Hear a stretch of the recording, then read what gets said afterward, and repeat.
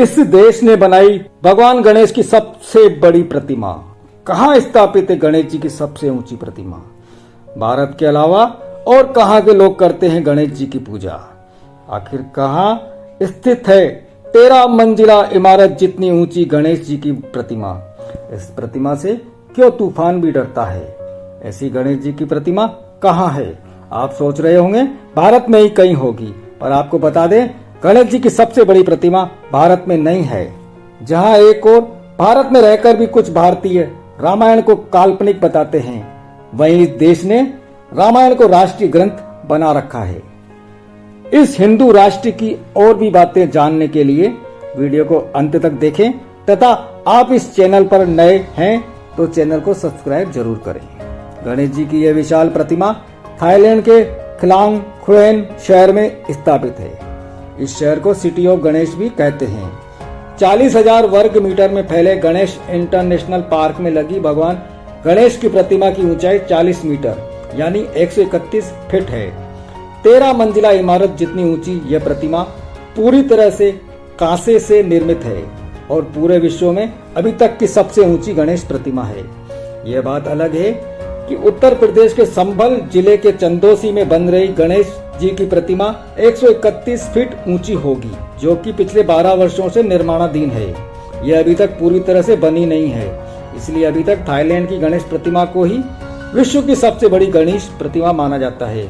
इस प्रतिमा को देखकर ऐसा लगता है मानो ये सदियों पुरानी हो, पर यह प्रतिमा मात्र 10 वर्ष पुरानी है, जो 2012 में बनकर तैयार हुई थी। इस मूर्ति को कांसे के 854 अलग अलग हिस्सों को मिलाकर बनाया गया है। गणेश जी की यह प्रतिमा इस तरह से बनाया गया है कि बड़े से बड़ा तूफान और भूकंप भी इस प्रतिमा का कुछ बिगाड़ नहीं पाएंगे।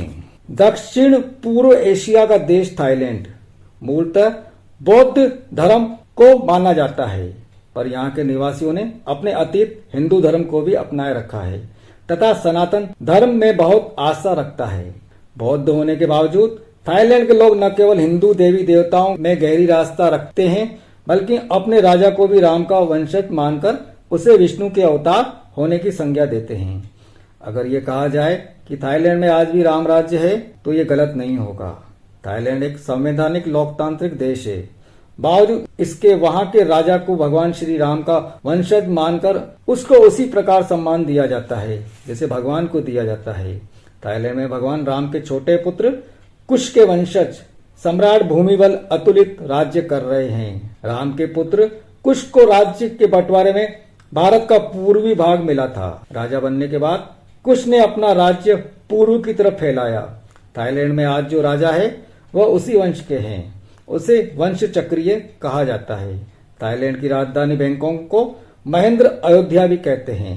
ऐसा इसलिए भी कहा जाता है कि लोगों का मानना है कि यही इंद्र द्वारा निर्मित महान अयोध्या है और यहाँ का राष्ट्रीय ग्रंथ रामायण है, जिसे थाई भाषा में राम किएन कहते हैं। यही नहीं, बैंकॉक हवाई अड्डे का नाम भी स्वर्ण भूमि एयरपोर्ट रखा गया है और हवाई अड्डे के स्वागत हॉल के अंदर समुद्र मंथन का दृश्य बना हुआ है।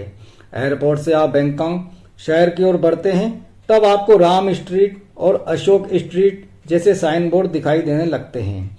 हिंदू धर्म का थाईलैंड के राष्ट्र परिवारों पर सदियों से गहरा प्रभाव रहा है। माना यह जाता है कि थाईलैंड के राजा विष्णु के अवतार हैं।